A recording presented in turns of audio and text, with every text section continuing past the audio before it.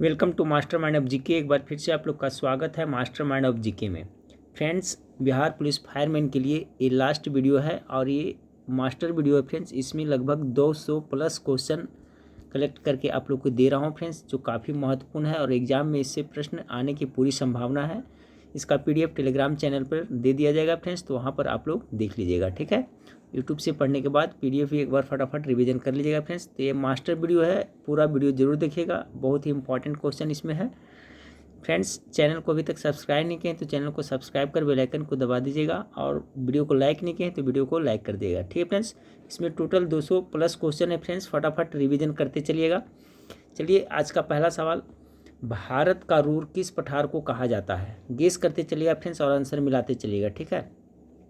तो पहला का करेक्ट आंसर क्या हो जाएगा फ्रेंड्स? भारत का रूर पठार किसे कहा जाता है? करेक्ट आंसर हो जाएगा ऑप्शन नंबर डी, छोटा नागपुर के पठार को क्या कहते हैं? तो भारत का रूर पठार कहा जाता है। ऑप्शन नंबर डी इसका करेक्ट आंसर होगा। आंसर देखिए यहाँ पर जल्दी जल्दी रिवीजन करने के लिए दे दिया हूँ फ्रेंड्स, ठीक है।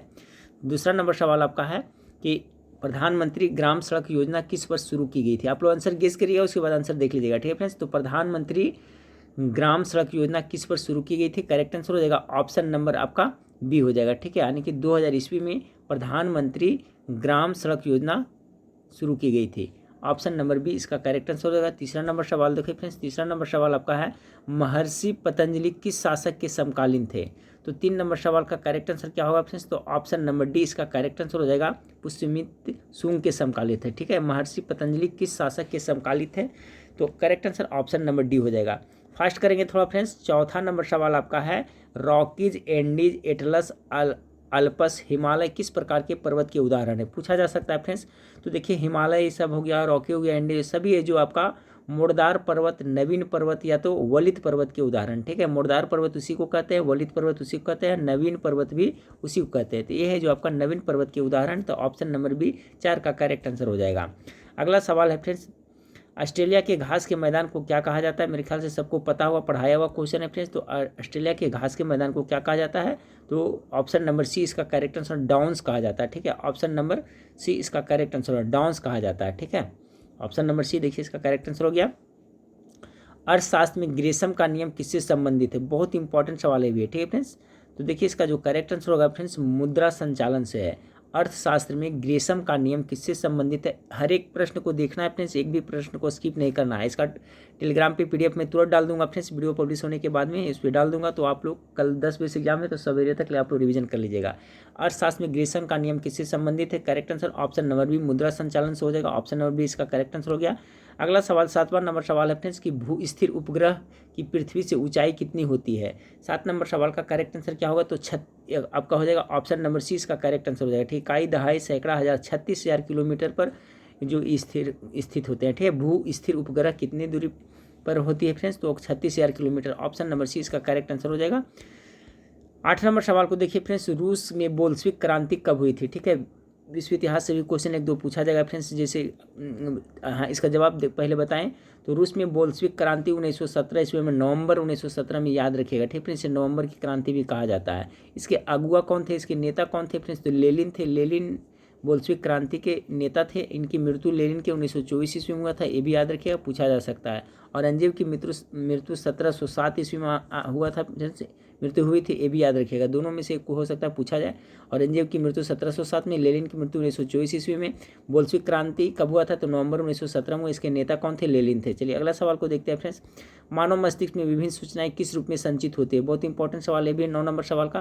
तो देखिए, मानव मस्तिष्क में जो सूचना संचित होते हैं फ्रेंड्स, उद्दीपन के रूप में होते हैं। ऑप्शन नंबर सी इसका करेक्ट आंसर हो जाएगा। अगला सवाल आपका है फ्रेंड्स, देखिए इसमें आंसर इसलिए रख दिया हूँ फ्रेंड्स क्योंकि आपको पीडीएफ दूँ तो उसमें आप आंसर दिया रहेगा तभी तो रिवीजन करिएगा, ठीक है। इसलिए इसमें आंसर छोड़ दिया हूँ और इसका पीडीएफ तुरंत मैं दे दूंगा। वाष्पोत्सर्जन कैसी प्रक्रिया है फ्रेंड्स? तो देखिए बहुत इंपॉर्टेंट सवाल है। जो वाष्पोत्सर्जन होता है रासायनिक है या भौतिक है? तो देखिए वाष्पोत्सर्जन भौतिक परिवर्तन है क्योंकि वाष्प पुनः जल बन जाता है। तो 10 का correct answer option number B हो जाएगा। अगला सवाल है, बिहार में किस स्थान पर भारतीय राष्ट्रीय कांग्रेस का 1922 का अधिवेशन हुआ था फ्रेंड्स? बहुत इंपॉर्टेंट सवाल ये भी है। बिहार में जो 1922 में हुआ था फ्रेंड्स, आपका गया डिस्ट्रिक्ट में हुआ था, ठीक है। गया डिस्ट्रिक्ट, मेरा भी डिस्ट्रिक्ट गया ही पड़ता है फ्रेंड्स। और इसके अध्यक्ष कौन थे? तो चितरंजन दास इसके अध्यक्ष थे, ये भी याद रखिएगा। ठीक है। यहाँ पर देखिए लिखा हुआ गया में हुआ था भारतीय राष्ट्रीय कांग्रेस का एक कौन सा अधिवेशन था, तो 38वां अधिवेशन था। 1922 ईस्वी में चित्तरंजन दास की अध्यक्षता में हुई थी। चित्तरंजन दास को देश बंधु भी कहा जाता है, याद रखिएगा। CF एंड्रूज को दीन बंधु कहा जाता है, ठीक है, उसने दीन बंधु CF एंड्रूज को कहा जाता है। सभी पढ़ाया हुआ क्वेश्चन है फ्रेंड्स। देखिए मैं जितना बताया हूँ फ्रेंड्स उससे बहुत सारा क्वेश्चन लड़ने वाला, हालांकि आप लोग अगर याद नहीं होगा आपको प्रश्न फ्रेंड्स तो बाद में कहते हैं कि क्वेश्चन नहीं लड़ा था। करीब करीब पूरा सिलेबस टच किया हूँ फ्रेंड्स, जो रेगुलर पढ़े हैं, जो याद करके रखे हैं एग्जाम में, उनको पता चलेगा फ्रेंड्स कि हाँ बहुत सारा क्वेश्चन लड़ा है। 12 नंबर सवाल को देखें, वो उपापचय एंजाइम अनुपस्थित होता है। तो देखिए जो आपका वायरस होता है ना, विषाणु में उपापचय एंजाइम नहीं होता। ऑप्शन नंबर सी 12 का करेक्ट आंसर हो जाएगा। अगला सवाल है, सतलज तथा काली नदियों के बीच हिमालय के भाग को किस नाम से जाना जाता है। बहुत इंपॉर्टेंट सवाल है, इस टाइप का सवाल पूछा जाएगा। सतलज तथा काली नदियों के बीच हिमालय को किस नाम से जाता है, तो कुमाऊं हिमालय के नाम से जाना जाता है। ऑप्शन नंबर सी 13 का करेक्ट आंसर हो जाएगा। 14 नंबर सवाल है फ्रेंड्स, आलू टमाटर और बैगन 3 विभिन्न वर्ग हैं, परंतु वे किस वंश के अंतर्गत आते हैं। तो देखिए आलू टमाटर और बैगन तीनों विभिन्न वर्ग हैं, लेकिन किसके अंतर्गत आते हैं फ्रेंड्स, तो सोलेनियम के अंतर्गत आते हैं, ठीक है। सोलेनियम या तो फ्रेंड्स कहीं पर सोलेंसी भी लिखा रहेगा, तो इसके अंतर्गत आते हैं। अगला सवाल को देखते हैं फ्रेंड्स, दक्षिण भारत की सबसे बड़ी नदी घाटी परियोजना कौन है। ठीक है, दक्षिण भारत की नदी घाटी परियोजना, ना कि नदी पूछा जा रहा है। दक्षिण भारत की सबसे बड़ी नदी रहेगा तो फ्रेंड्स सबको पता हो जाएगा गोदावरी हो जाएगा, जिसे दक्षिण का गंगा भी कहा जाता है, गोदावरी को। ठीक है, लेकिन नदी घाटी परियोजना दक्षिण भारत की सबसे तुंगभद्रा है। ऑप्शन नंबर 15 का एक करेक्ट आंसर हो जाएगा। ठीक है, 16 नंबर सवाल को देखिए, फिर ऑक्सीकरण व रासायनिक प्रक्रिया है जिसमें बहुत इंपॉर्टेंट है फ्रेंड्स। तो ऑक्सीकरण में क्या होता है, इलेक्ट्रॉन की हमेशा हानि होती है, यानी ऑक्सीकरण वह रासायनिक प्रक्रिया है जिसमें इलेक्ट्रॉन की हानि होती है। क्वेश्चन पूछा जा सकता है क्या होता है, इलेक्ट्रॉन की हानि होती है। और 16 का करेक्ट आंसर ऑप्शन नंबर ए हो जाएगा। ठीक है, आंसर देखिए दिया हुआ है। पौधे के लिए सबसे अच्छा उर्वरक किसे माना जाता है फ्रेंड्स, तो देखिए पौधे के लिए जो सबसे अच्छा उर्वरक माना जाता है वो कंपोस्ट को माना जाता है, ये नेचुरल खाद होता है। ठीक है, तो ऑप्शन नंबर ए 17 का करेक्ट आंसर हो जाएगा। 18 नंबर सवाल देखिए, थर्मस फ्लास्क में जल किस प्रक्रिया से सुरक्षित रहने के कारण गर्म बना रहता है, तो चालन, संवहन, विकिरण, ये सभी हो जाएगा। ऑप्शन नंबर डी इसका करेक्ट हो जाएगा। ठीक है, उपयुक्त सभी। चलिए अगला सवाल को देखते हैं फ्रेंड्स, तिब्बत के पठार की समुद्र तल से ऊंचाई कितने किलोमीटर है। बहुत इंपॉर्टेंट है क्वेश्चन, ये भी है फ्रेंड्स 19 का। तो देखिए 5 किलोमीटर इसकी ऊंचाई है। तिब्बत के पठार की समुद्र तल से ऊंचाई कितनी, तो 5 किलोमीटर। ऑप्शन नंबर डी 19 का करेक्ट आंसर हो जाएगा। देखिए यहाँ पर लिखा हुआ है फ्रेंड्स कि तिब्बत का पठार विश्व का सबसे ऊँचा पठार है। ठीक है, तिब्बत का पठार कैसा, अंतर पर्वतीय पठार का उदाहरण। एक क्वेश्चन देखिए बहुत बार रिपीट होता है कि तिब्बत का पठार वो किस प्रकार का पठार है फ्रेंड्स, तो आपका अंतर पर्वतीय पठार का उदाहरण है। इसको भी आपको जरूर याद रखना है।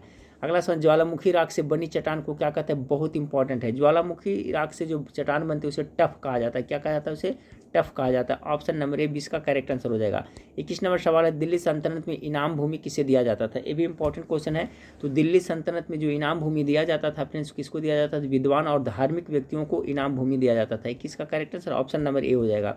अगला सवाल है आपका फ्रेंड्स, देखिए आंसर सभी का नीचे दिया हुआ है, भूस्थिर उपग्रह किस दिशा में घूमते हैं। बहुत इंपॉर्टेंट सवाल है। देखिए क्वेश्चन पूछा जा सकता है, पृथ्वी है जो अपनी धुरी पर किस तरह से घूमती है, तो पश्चिम से पूरब घूमती है। तो जिस तरह से आपका पृथ्वी घूमती है फ्रेंड्स, जो इस तरह से आपका अर्थ घूमती है, उसी दिशा में आपका उपग्रह भी घूमती है। तो ऑप्शन नंबर ए 22 का करेक्ट आंसर हो जाएगा। ठीक है, पश्चिम से पूरब।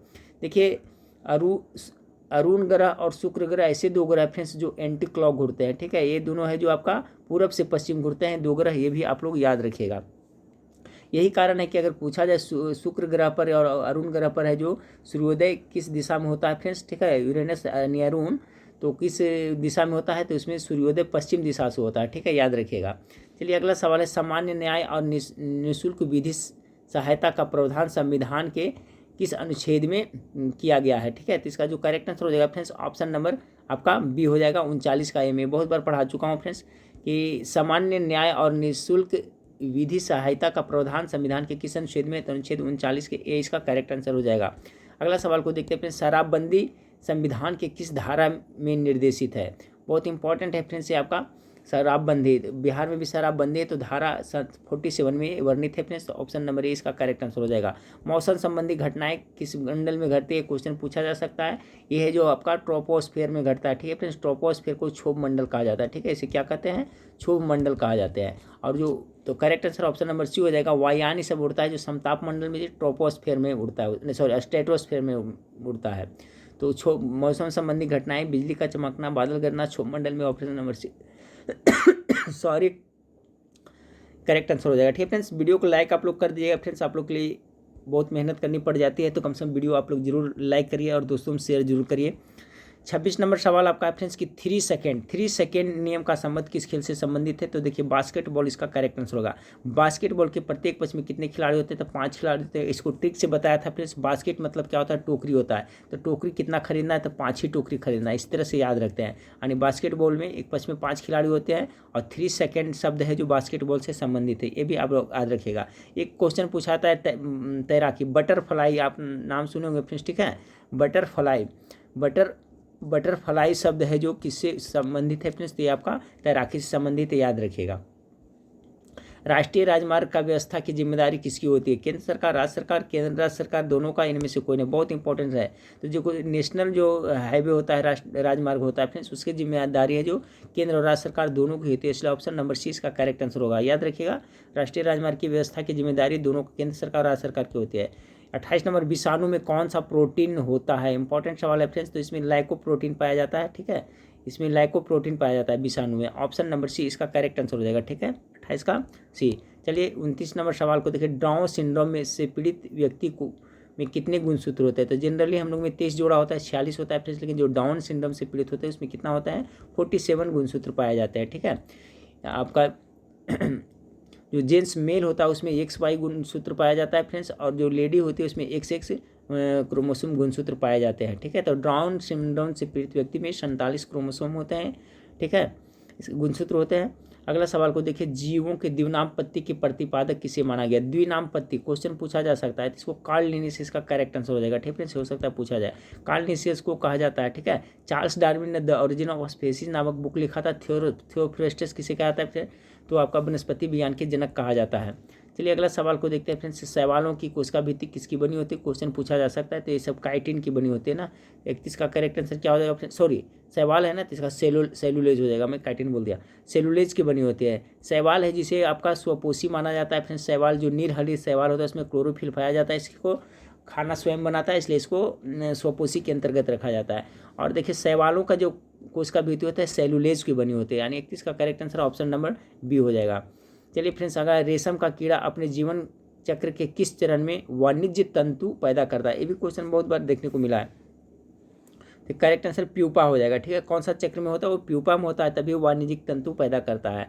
चलिए अगला सवाल को देखते हैं फ्रेंड्स। डॉल्फिन किस वर्ग का उदाहरण है? तो देखिए स्तनधारी वर्ग का उदाहरण है। ऑप्शन नंबर 20 का करेक्ट आंसर हो जाएगा, डॉल्फिन।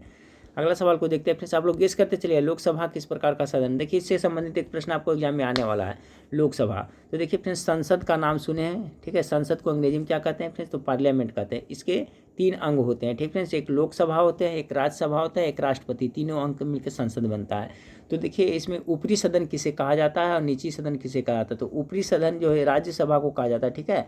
जो राज्यसभा होता है ना वो आपका ऊपरी सदन होता है, और लोकसभा होता है निम्न सदन होता है। तो ऑप्शन नंबर ए इसका करेक्ट आंसर हो जाएगा। लोकसभा किस प्रकार का सदन? निम्न सदन है फ्रेंड्स। उच्च सदन कौन होता है? राज्यसभा होता है। लोकसभा भंग किया जा सकता है, अस्थायी सदन होता है वो, ठीक है। क्या होता है? अस्थायी सदन होता है, जबकि राज्यसभा होता है जो अस्थायी सदन होता है, ठीक है। तो लोकसभा किस प्रकार? निम्न सदन हो जाएगा। Option number 1 correct answer. Hepatitis से शरीर के किस अंग को प्रभावित करता है? इससे क्वेश्चन पूछा जाएगा, ठीक है फ्रेंड्स। तो हेपेटाइटिस होता है जिसको हम जॉन्डिस कहते हैं। तो इससे जॉन्डिस से आपका क्या होता है? यकृत यानी कि लीवर प्रभावित होता है, ठीक है। ऑप्शन नंबर ए इसका करेक्ट आंसर होगा, 35 का। चलिए 36 नंबर सवाल। भिलाई स्टील प्लांट किस देश के सहयोग से स्थापित किया गया था? पुनः एक बार मैं रिपीट करना चाहूँगा फ्रेंड्स। भिलाई और बोकारो, भिलाई और क्या होगा फ्रेंड्स? बोकारो। भिलाई बोकारो है जो आपका कहाँ से बना था? तो आपका रूस से बना था, सपोर्ट से। बच गया जर्मनी। जर्मनी से क्या बना था फ्रेंड्स? तो राउरकेला। राउरकेला है जो जर्मनी से बना था, और दुर्गापुर बना था जो स्टील संयंत्र फ्रेंड्स, स्टील प्लांट, वो आपका इंग्लैंड ब्रिटेन से। तो चारों का कॉन्सेप्ट मैं क्लियर कर दिया फ्रेंड्स, सभी याद रखिएगा। इसको ट्रिक भी बताया था। राउरकेला, केला कहाँ से लाएंगे? तो जर्मनी से लाएंगे, इस तरह से बताए थे। दुर्गा जी कहाँ से आए थे? तो ब्रिटेन यानी इंग्लैंड से आए थे। जब जर्मनी से केला आया और इंग्लैंड से दुर्गा जी आए तो बोकारो भिलाई क्या हो गया? रूस गया, ठीक है। इस तरह से याद, यानी कि बोकारो और भिलाई है जो रूस की सहायता से, जर्मनी आपका राउरकेला जर्मनी से, और दुर्गापुर इंग्लैंड की सहायता से बना था। आतंक विरोधी दिवस किस तिथि को मनाया जाता है? गेस के रेफरेंस बहुत इंपॉर्टेंट सवाल है 37 नंबर का। तो 37 नंबर सवाल का correct answer option number B 21 मई को हो जाएगा फ्रेंड्स, ठीक है। ऑप्शन नंबर बी इसका करेक्ट आंसर हो जाएगा। आतंक विरोधी दिवस 21 मई को मनाया जाता है। चलिए अगला सवाल है भूमध्य रेखा के समानांतर। देखिए भूमध्य रेखा के समानांतर ये आपका मान लीजिए ग्लोब है फ्रेंड्स, ठीक है, ग्लोब है। तो इसमें क्या होता है, भूमध्य रेखा इस तरह से होता है ना, तो इसके समानांतर जो खींची हुआ रेखा है उसे क्या कहते हैं, कि नाम से जाने जाते हैं। तो ये सभी है जो हो जाएगा आपका किस रेखा से फ्रेंड्स, गेस करिए। ये सभी अक्षांश रेखा के नाम से जाना जाता है, ठीक है। और आपका इसका करेक्ट आंसर ऑप्शन नंबर ए हो जाएगा। और जो इस तरह से दोनों ध्रुव की ओर मिलाई रहती है रेखा खींची, इसे देशांतर रेखा कहा जाता है, ठीक है। इधर से उत्तरी ध्रुव से दक्षिणी ध्रुव को मिलाने वाला हो जाएगा कौन सा, देशांतर रेखा। और ये आपका जो इसके समानांतर रहेगा भूमध्य रेखा, बीच में इसके समानांतर, इसको अक्षांश रेखा कहते हैं। चलिए फ्रेंड्स अगला, हवाई द्वीप किस महासागर में स्थित है, ठीक है।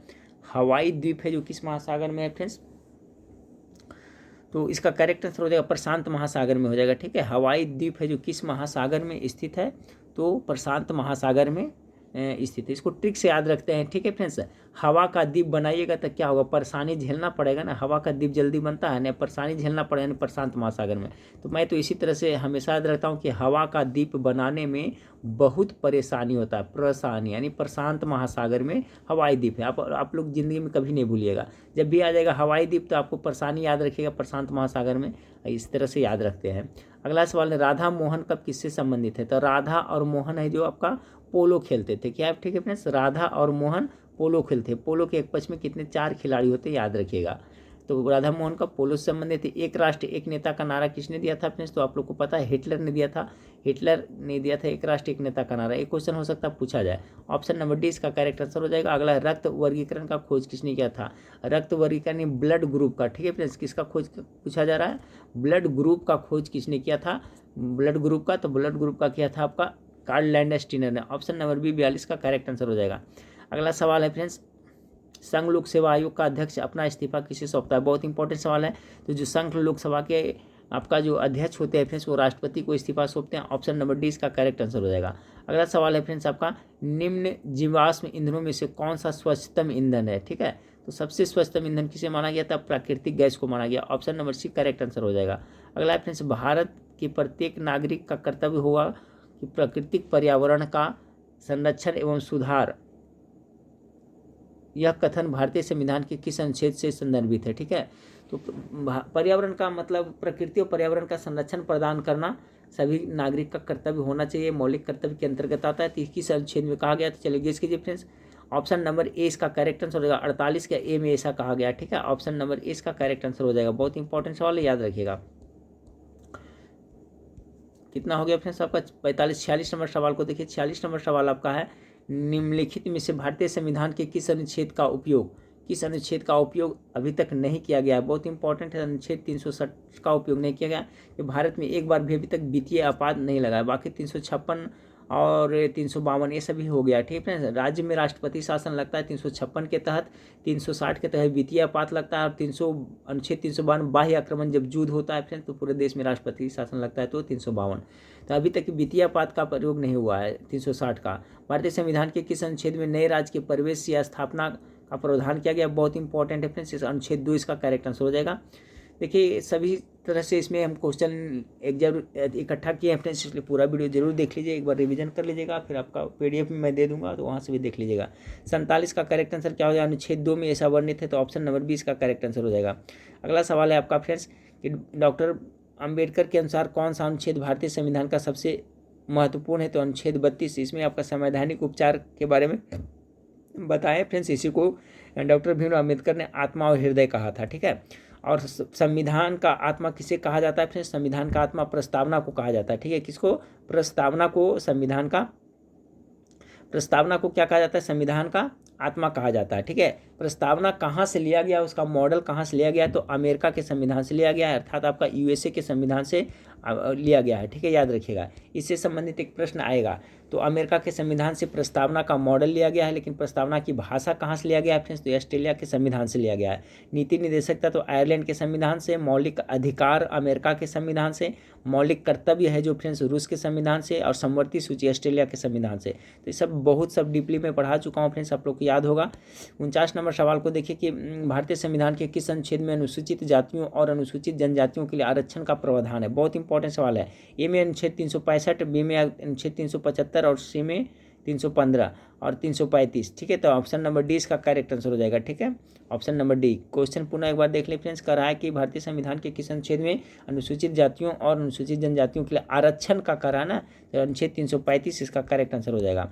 भारत के संविधान का निम्नलिखित में से कौन सा अनुच्छेद समान नागरिक संहिता से संबंधित है? बहुत इंपॉर्टेंट सवाल है फ्रेंड्स, 44 है या 46 या 45 या 43। तो देखिए भारत के संविधान के कौन सा अनुच्छेद में समान नागरिक संहिता है, तो अनुच्छेद 44 इसका करेक्ट आंसर हो जाएगा।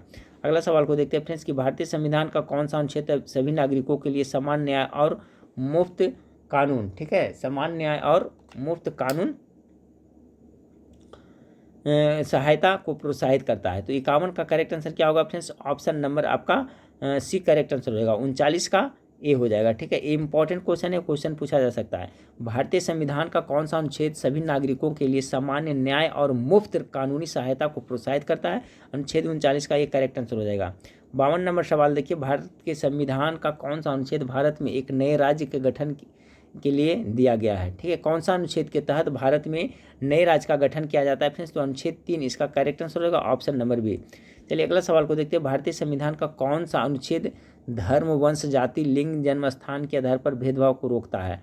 तो देखिए इसका समानता का अधिकार हो जाएगा, यानी अनुच्छेद 15 इसका करेक्ट आंसर हो जाएगा फ्रेंड्स, ठीक है, ऑप्शन नंबर डी इसका करेक्ट आंसर हो जाएगा। अगला सवाल है, संविधान का कौन सा अनुच्छेद भारत के नियंत्रक एवं महालेखा परीक्षक का कर्तव्य निर्धारित करता है? तो ऑप्शन नंबर सी इसका करेक्ट आंसर हो जाएगा, ठीक है, 148 याद रखिएगा। अगला सॉरी 1 मिनट फ्रेंड्स, 49 होगा, सॉरी फ्रेंड्स, यहाँ पर दूसरा चीज करा ना। संविधान का कौन सा अनुच्छेद भारत के नियंत्रक और महालेखा परीक्षक कर्तव्य है ना, जी हाँ, कर्तव्य के बारे में रहेगा फ्रेंड्स, तो अनुच्छेद 149 इसका करेक्ट आंसर हो जाएगा। अगला सवाल को देखते हैं, भारत के संविधान का कौन सा उपबंधीय व्यवस्था देता है कि भारत के राष्ट्रपति अपने पद की शक्तियों के प्रयोग के लिए भारत के किसी न्यायालय के प्रति जवाबदेह नहीं होंगे? अच्छा सवाल है फ्रेंड्स, ठीक है। किस अनुच्छेद में यह वर्णित है कि भारत के राष्ट्रपति अपने पद की शक्तियों के प्रयोग के लिए भारत के किसी भी न्यायालय में के प्रति जवाबदेह नहीं होगा? तो करेक्ट आंसर क्या होगा फ्रेंड्स? 53, 74 या 361, 363। तो 361 इसका करेक्ट आंसर हो जाएगा।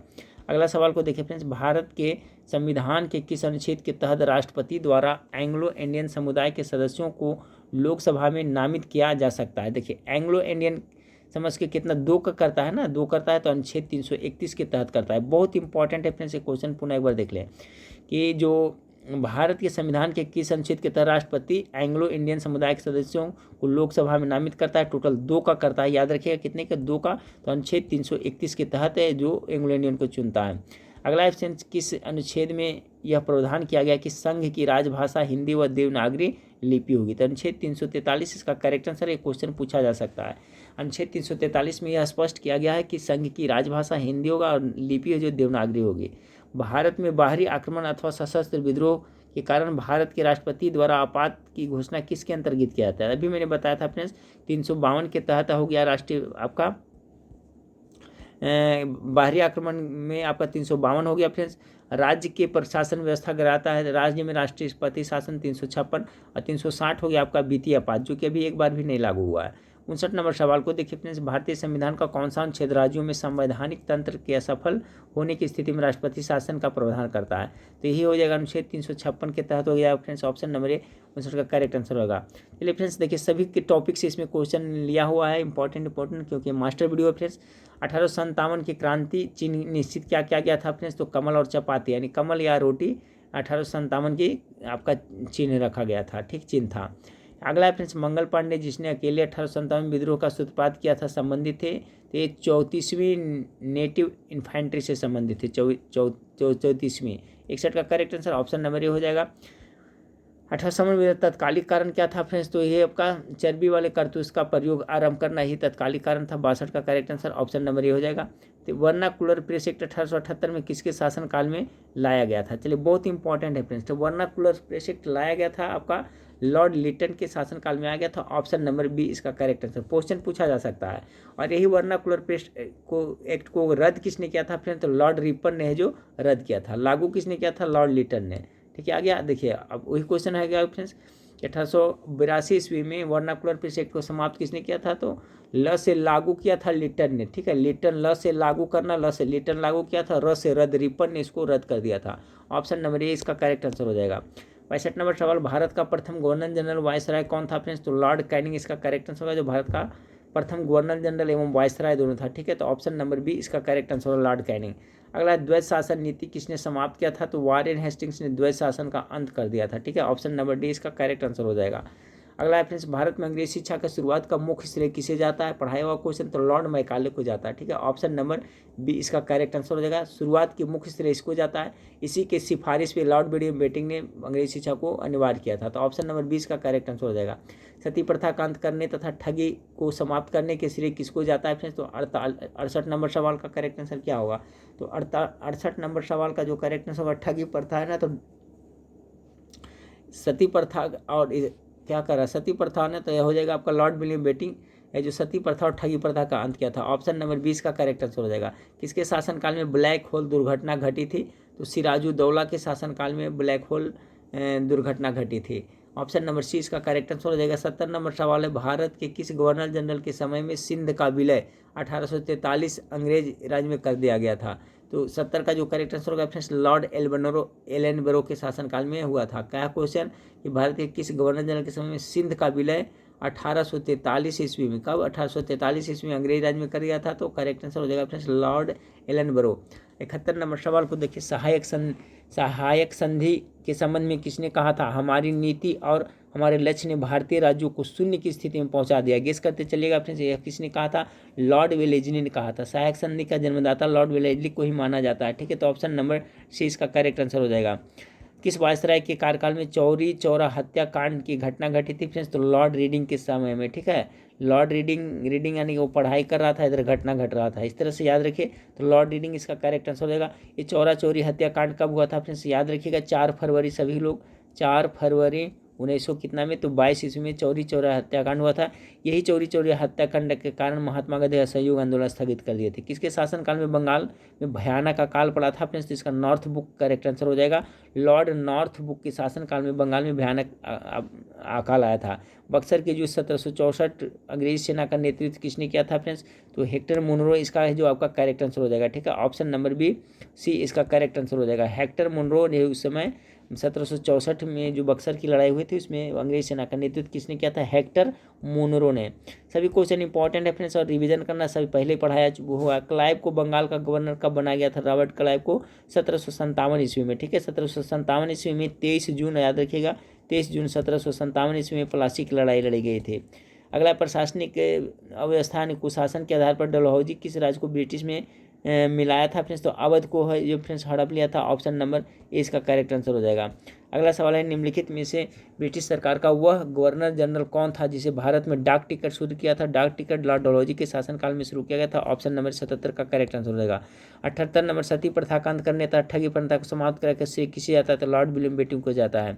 अगला सवाल को देखते हैं फ्रेंड्स, ईस्ट इंडिया कंपनी के नेतृत्व में रॉबर्ट क्लाइव का उत्तराधिकारी निम्नलिखित में से कौन था? 79 का करेक्ट आंसर क्या होगा? ठीक है, ईस्ट इंडिया कंपनी में रॉबर्ट क्लाइव का उत्तराधिकारी जो वेले आपका हेस्टिंग था। ठीक है फ्रेंड्स, ऑप्शन नंबर सी इसका करेक्ट आंसर हो जाएगा। अगला सवाल है, सुरक्षा प्रकोष्ठ नीति संबंधित है किससे? सुरक्षा प्रकोष्ठ नीति जो आपका वारेन हेस्टिंग से संबंधित है। ऑप्शन नंबर एक करेक्ट आंसर हो जाएगा। अगला है, ठगों के दमन निम्नलिखित में से कौन शब्द था? अभी मैंने बताया था फ्रेंड्स, ठग का दमन है जो कौन ने किया था? स्लिममैन ने किया था। ठीक है, कर्नल स्लिममैन है जो ठगों का दमन किया था। देखिए, लॉर्ड विलियम बेटिंग ने कैप्टन स्लीमैन को ठगों के विरुद्ध कार्रवाई करने के लिए नियुक्त किया था।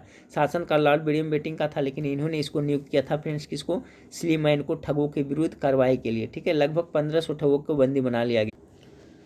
हाँ फ्रेंड्स, तो सवाल नंबर 82 देखिए, 82 नंबर सवाल कर रहा है कि भारत में सहायक संधि का जन्मदाता या आविष्कारक कौन था? देखिए फ्रेंड्स, तो इसमें आप लोग कन्फ्यूज नहीं होइएगा। अगर इस तरह से पूछा जाए कि भारत में सहायक संधि का जन्मदाता किसी, तो लॉर्ड वेलेस्ली आप लोग मारिएगा आंसर। ठीक है, ऑप्शन नंबर बी होगा। लेकिन देखिए, बीपीएससी में क्वेश्चन पूछा गया था फ्रेंड्स, इसका शुरुआत किसने किया था? तो डुप्ले ने किया था। ठीक है, तो डुप्ले जब क्वेश्चन पूछता है फ्रेंड्स, देखिए थोड़ा हट के पूछेगा। इसका नोट्स में देखिए लिखा हुआ है, इसमें आंसर में डुप्ले दिया था, लेकिन आप लोग मारिएगा सहायक संधि के जन्मदाता लॉर्ड वेलेस्ली को माना जाता है। देखिए यहाँ पर देखिए फ्रेंड्स लिखा हुआ भी, सहायक संधि का जन्मदाता या सहायक संधि का जनक लॉर्ड वेलेस्ली को कहा जाता है। ठीक है, अपितु लॉर्ड वेलेस्ली सहायक संधि का सर्वप्रथम प्रयोग करने वाला व्यक्ति नहीं था। ये सहायक संधि का सर्वप्रथम प्रयोग फ्रांसीसी डुप्ले द्वारा किया गया था। ठीक है फ्रेंड्स, लेकिन आप लोग आंसर में मारिएगा लॉर्ड वेलेस्ली। भारत में अगर पूछे कि भारत में सहायक संधि का जन्मदाता कौन था? तो भारत में इस सहायक संधि का जन्मदाता किसे माना जाता है? लॉर्ड वेलेस्ली को माना जाता है। ठीक है फ्रेंड्स, अगर जो पूछा जाए कि सर्वप्रथम सहायक संधि का प्रयोग किसने किया था, तो उसमें आपको डुप्ले मारना है। लेकिन अगर भारत में जन्मदाता पूछे सहायक संधि को, तो मुख्य रूप से लॉर्ड वेलेस्ली को ही माना जाता है। तो यही आंसर मारिएगा, लॉर्ड वेलेस्ली। हो सकता है क्वेश्चन ये पूछा जाए। गोद प्रथा पर प्रतिबंध लगाने वाला गवर्नर जनरल कौन था फ्रेंड्स? तो 83 का जो करेक्ट आंसर हो जाएगा, गेस करते चलिएगा, लॉर्ड वेलेस्ली है, लॉर्ड डलहौजी है, लॉर्ड हार्डिंग है, लॉर्ड विलियम बेंटिंक है। तो ये देखिए जो आपका लॉर्ड डलहौजी है जिसपे गोद प्रथा पर प्रतिबंध लगाया था। अगला सवाल आपका 84 नंबर की, किसके द्वारा बंगाल और बिहार का अस्थायी बंदोबस्त, ठीक है, शुरू किया गया था? तो अस्थायी बंदोबस्त कौन लगाया था फ्रेंड्स आपका बंगाल में? तो सभी को पता है लॉर्ड कॉर्नवालिस के द्वारा लगाया गया था। तो अस्थायी बंदोबस्त है ना, अस्थायी बंदोबस्त है, सर्वप्रथम किसके द्वारा लगाया था? तो लॉर्ड कॉर्नवालिस के द्वारा लगाया गया था। तो ऑप्शन नंबर डी इसका करेक्ट आंसर हो जाएगा। ठीक है, ऑप्शन नंबर डी, अस्थायी बंदोबस्त लॉर्ड कॉर्नवालिस। अगला सवाल है, ब्रिटिश सरकार ने भारत में अस्थायी बंदोबस्त कब लागू किया था? तो 1793 ईस्वी में भारत में अस्थायी बंदोबस्त लागू किया गया था। ऑप्शन नंबर 20 का करेक्ट आंसर हो जाएगा। अगला सवाल है, भारतीय प्रशासनिक सेवा किसके शासनकाल में प्रारंभ हुई थी फ्रेंड्स? तो देखिए लॉर्ड ओलिन, लॉर्ड कर्जन और लॉर्ड कॉर्नवालिस इसका करेक्ट आंसर हो जाएगा। क्योंकि फ्रेंड्स भारतीय प्रशासनिक सेवा की जो शुरुआत हुआ था भारत में, वो लॉर्ड कॉर्नवालिस के शासनकाल में हुआ था। क्वेश्चन पूछा जा सकता है, ऑप्शन नंबर डी इसका करेक्ट आंसर हो जाएगा। भारत में स्थानीय स्वशासन के जनक किसे कहा जाता है फ्रेंड्स? तो स्थानीय स्वशासन का जनक है जो लॉर्ड रिपन को कहा जाता है। ऑप्शन नंबर सी इसका करेक्ट आंसर हो जाएगा। अगला है, विधवा पुनर्विवाह अधिनियम किसके शासनकाल में क्रियान्वयन हुआ था फ्रेंड्स? तो देखिए विधवा पुनर्विवाह जो हुआ था फ्रेंड्स आपका लॉर्ड कैनिंग के शासनकाल में हुआ था। ऑप्शन नंबर बी इसका करेक्ट आंसर है। लॉर्ड कैनिंग के शासनकाल में ही 1857 का सिपाही विद्रोह हुआ था, ये भी आप लोग याद रखिएगा। अगला सवाल है फ्रेंड्स, अंग्रेजी भारतीय सेना में चर्बी वाले कारतूस से चलाने वाली एनफील्ड राइफल कब शामिल किया गया था? ठीक है फ्रेंड्स, तो इसमें देखिए 89 का करेक्ट आंसर क्या होगा फ्रेंड्स? नवंबर दिया है 56 में फ्रेंड्स, दिसंबर 56 में, फिर जनवरी 57 में, और यहाँ पर फिर है आपका फ्रेंड्स फरवरी 57 में। तो जनवरी 57 इसका करेक्ट आंसर होगा फ्रेंड्स। ठीक है, अंग्रेजी भारतीय सेना में चर्बी वाले कारतूस है जो कब शामिल किया गया था? तो 57 यानी जनवरी 57 इसका करेक्ट आंसर हो जाएगा। अगला सवाल 1857 के विद्रोह के समय भारत का गवर्नर जनरल कौन था? अभी क्वेश्चन में बताया था, पूछा जाएगा फ्रेंड्स, लॉर्ड कैनिंग के शासनकाल में हुआ था। अगला 1857 विद्रोह की शक्ति का सबसे महत्वपूर्ण तत्व कौन सा था फ्रेंड्स? तो ये एकता वाला था जो होगा फ्रेंड्स, हिंदू मुस्लिम एकता, इसका करेक्ट आंसर ये पूछा जा सकता है। सबसे महत्वपूर्ण तत्व कौन सा? तो हिंदू मुस्लिम एकता था। अगला सवाल, आधुनिक इतिहासकार जिसने 1857 के विद्रोह को स्वतंत्रता की पहली लड़ाई कही थी? तो बीडी सावरकर ने कहा था इसको स्वतंत्रता की पहली लड़ाई की। ऑप्शन नंबर सी इसका करेक्ट आंसर हो जाएगा। ठीक है फ्रेंड्स, ऑप्शन नंबर सी है जो इसका करेक्ट आंसर हो जाएगा। एक मिनट फ्रेंड्स, इसका करेक्ट आंसर ऑप्शन नंबर इसका correct answer option number C हो जाएगा। क्वेश्चन क्या था कि आधुनिक इतिहासकार जिसने 1857 के विद्रोह को स्वतंत्रता की पहली लड़ाई कहा था, तो किसने कहा था? तो आपका बीडी सावरकर ने कहा था। अगला सवाल को देखिए फ्रेंड्स, आधुनिक इतिहासकार 1857 विद्रोह को स्वतंत्रता की पहली लड़ाई किसने कहा था? ठीक है, वही क्वेश्चन यहाँ अभी इसका आंसर हम बताया था फ्रेंड्स, किसका क्या था क्वेश्चन कि आधुनिक इतिहासकार जिसने 1857 के विद्रोह को स्वतंत्रता की पहली लड़ाई, तो बीडी सावरकर इसका करेक्ट आंसर हो जाएगा फ्रेंड्स। अगला सवाल इंपॉर्टेंट है, क्वेश्चन पक्का आने वाला है कि 1857 के बरेली विद्रोह का नेता कौन थे, यानी कि यहाँ का नेतृत्व किसने किया था? तो खान बहादुर शाह ने किया था आपका बरेली से। तो ऑप्शन नंबर ए इसका करेक्ट आंसर हो जाएगा। ठीक है, अगला है फ्रेंड्स कि बेगम हजरत महल ने 1857 के विद्रोह का नेतृत्व किस शहर से किया था? तो बेगम हजरत महल जो किया था लखनऊ से किया था। ऑप्शन नंबर ए इसका करेक्ट आंसर हो जाएगा। ठीक है, अगला सवाल है कानपुर से भारत में 1857 क्रांति का नेता कौन थे? तो कानपुर से किसने किया था फ्रेंड्स? तो ऑप्शन ए में नाना साहब, तात्या टोपे और कुंवर सिंह और लक्ष्मीबाई। तो कानपुर से सभी को पता है कि इसने किया था फ्रेंड्स, नाना साहब ने। ठीक है, और जो आपका सैन्य नेतृत्व किया था तात्या टोपे ने, लेकिन मुख्य रूप से नेतृत्व किसने किया था? नाना साहब कानपुर से। अगला सवाल है 1857 विद्रोह में कानपुर में सैनिकों का नेतृत्व किसने किया था? एक क्वेश्चन में पूछा था, बता रहा था। ठीक है फ्रेंड्स, अगर पूछा जाए कि 1800 कानपुर में भारत के क्रांति के नेता कौन थे, तो नाना साहब हो जाएगा, लेकिन सैनिक नेतृत्व किसने किया था? 1857 के विद्रोह में कानपुर में सैनिकों का नेतृत्व किसने किया था? तो इसका तात्या टोपे करेक्ट आंसर हो जाएगा। अगला सवाल है फ्रेंड्स, 1857 में भारत में हुए विद्रोह के एक नेता तात्या टोपे का मूल नाम क्या था? तो मूल नाम क्या था फ्रेंड्स आपका? ये नहीं एक और क्या ऑप्शन में है, देख लेते हैं। जी हाँ, रामाचंद्र पांडुरंग था उसका तात्या टोपे का मूल नाम। रानी लक्ष्मीबाई का मूल नाम क्या था फ्रेंड्स? तो इसका जो करेक्ट आंसर होगा option number A Manikarnika. Option number A इसका करेक्ट आंसर हो जाएगा। अगला भारतीय स्वतंत्रता आंदोलन का सरकारी इतिहासकार कौन था फ्रेंड्स? चलिए तो इसका करेक्ट आंसर क्या होगा? एन सेन हो जाएगा। ठीक है, भारतीय स्वतंत्रता संग्राम का सरकारी जो इतिहास का था, ऑप्शन नंबर डी इसका करेक्ट आंसर हो जाएगा। मंगल पांडे कहाँ के विलुपल से जुड़े हुए थे फ्रेंड्स? बैरकपुर से जुड़े हुए थे। आप 100 का करेक्ट आंसर ऑप्शन नंबर ए होगा। 100 क्वेश्चन देख लीजिए फ्रेंड्स, अभी और आपका 100 क्वेश्चन है जो काफ़ी इंपॉर्टेंट है, पूरा देखिएगा वीडियो। निम्नलिखित में से कौन इलाहाबाद 1857 संग्राम का नेता था? इलाहाबाद से कौन किया था? तो आपका इसका करेक्ट आंसर हो जाएगा आपसे मौलवी लियाकत अली खां। ठीक है, लियाकत अली है जो इलाहाबाद से नेतृत्व किया था फ्रेंड्स, याद रखिएगा। ठीक है, जिस तरह से कानपुर से नाना साहब थे फ्रेंड्स, झांसी से रानी लक्ष्मीबाई, बिहार से वीर कुंवर सिंह, उसी तरह से इलाहाबाद से किसने किया था? तो लियाकत अली खां विद्रोह का नेतृत्व किया था। ठीक है, option number D correct answer होगा। 1857 की क्रांति के समय ब्रिटेन का प्रधानमंत्री कौन था फ्रेंड्स? तो आपका करेक्ट आंसर लॉर्ड पॉमर्स्टन के शासनकाल में ये आपका 1857 क्रांति हुआ था। ऑप्शन नंबर डी इसका करेक्ट आंसर हो जाएगा। 1857 में अंग्रेजी साम्राज्य के विरुद्ध पंजाब में किसने सशस्त्र विद्रोह किया था फ्रेंड्स? तो 103 का करेक्ट आंसर क्या होगा? तो इसका करेक्ट आंसर हो जाएगा आपका फ्रेंड्स ऑप्शन नंबर बी हो जाएगा, नामधारी सिखों ने किया था। ठीक है, याद रखिए 1857 में अंग्रेजी साम्राज्य के विरुद्ध पंजाब में किसने शासन का विद्रोह किया था? तो नामधारी सिखों ने किया था। ऑप्शन नंबर 20 का करेक्ट आंसर हो जाएगा। अगला है, किस प्रख्यात इतिहासकार ने 1857 की क्रांति को क्रांति नहीं माना था फ्रेंड्स? तो आरसी मजूमदार ने इसे क्रांति नहीं माना था। ऑप्शन नंबर सी इसका करेक्ट आंसर हो जाएगा। अगला सवाल है, निम्नलिखित में से कौन सा आयोग 1857 के विद्रोह दमन के बाद भारतीय फौज के नवसंगठन से संबंधित है? तो देखिए पील आयोग। ठीक है, पील आयोग का संबंध है जो फ्रेंड्स किससे है? तो 1857 के विद्रोह से है। अगला है, 1857 के विद्रोह को किस उर्दू कवि ने देखा था? तो मिर्जा गालिब ने देखा था फ्रेंड्स। ऑप्शन नंबर सी इसका करेक्ट आंसर हो जाएगा। फास्ट रिवीजन करा रहा हूँ फ्रेंड्स क्योंकि समय बिल्कुल कम है। अगला है फ्रेंड्स, निम्नलिखित में से कौन सा 1857 के विद्रोह में अंग्रेजों का सबसे कट्टर दुश्मन था? तो सबसे कट्टर दुश्मन था जो फ्रेंड्स मौलवी अहमदुल्ला शाह था। ऑप्शन नंबर डी ए इसका करेक्ट आंसर हो जाएगा। ठीक है, 107 का। जगदीशपुर के राजा कौन थे फ्रेंड्स? तो वीर कुंवर सिंह आपको हो जाएगा। ऑप्शन नंबर डी इसका करेक्ट आंसर हो जाएगा। ठीक है, अगला है, 1857 में किसने इलाहाबाद को आपातकालीन मुख्यालय बनाया था फ्रेंड्स? तो उसमें लॉर्ड कैनिंग था ना इसी के शासनकाल में। तो ऑप्शन नंबर ए इसका करेक्ट आंसर हो जाएगा। ठीक है, अगला है, सिल्वर क्लोराइड का रंग होता है। देखिए सिल्वर जो क्लोराइड होता है उसका रंग कैसा होता है? तो देखिए गेस करिए, श्वेत होता है, पीला होता है, हरा होता है या काला होता है? तो श्वेत होता है। सिल्वर क्लोराइड का रंग कैसा होता है फ्रेंड्स? तो आपका श्वेत होता है। अगला सवाल है, कूटपाद किस में पाया जाता है? बहुत इंपॉर्टेंट सवाल है। कूटपाद है जो इसको अमीबा में पाया जाता है। ऑप्शन नंबर सी इसका करेक्ट आंसर। कूटपाद किस में पाया जाता है? तो अमीबा में पाया जाता है। मानव मस्तिष्क का कौन सा हिस्सा बुद्धि, स्मृति और भावनाओं का केंद्र होता है? बहुत ही ज़्यादा इंपॉर्टेंट सवाल है फ्रेंड्स ये। मानव मस्तिष्क का कौन सा हिस्सा बुद्धि, स्मृति और भावनाओं का केंद्र होता है? तो सेरिब्रम इसका करेक्ट आंसर हो जाएगा। अगला सवाल है, दो न्यूरॉनों के बीच जंक्शन को क्या कहा जाता है? तो इसका जो करेक्ट आंसर हो जाएगा फ्रेंड्स सूत्र युग्मन पर कहा जाता है। ठीक है, यानी कि सूत्र युग्मन कहा जाता है। ऑप्शन नंबर सी इसका करेक्ट आंसर होगा। क्वेश्चन पुनः एक बार देखें, दो न्यूरॉनों के बीच जंक्शन को क्या कहा जाता है? तो ऑप्शन नंबर सी इसका करेक्ट आंसर होगा, सूत्र युग्मन हो जाएगा। मानव में अमोनिया जो जहरीला है यूरिया में यहाँ होगा फ्रेंड्स। ठीक है, यूरिया में बदला जाता है। किसके द्वारा बदला जाता है? तो लीवर यानी यकृत के द्वारा। मानव में अमोनिया जो जहरीला उसको यूरिया में बदला जाता है किसके द्वारा? तो आपका लीवर के द्वारा। लीवर यानी क्या फ्रेंड्स? यकृत के द्वारा, जो मानव शरीर का सबसे बड़ा ग्रंथि है। समान ऊंचाई वाले स्थान को मिलाने वाली काल्पनिक रेखा को क्या कहते हैं फ्रेंड्स? तो उसको क्या कहेंगे हम लोग? समोच्च रेखा कहते हैं। ठीक है, ऑप्शन नंबर ए इसका करेक्ट आंसर हो जाएगा। समान ऊंचाई वाले स्थान को मिलाने वाले काल्पनिक रेखा को क्या कहेंगे? तो उसको समोच्च रेखा कहेंगे।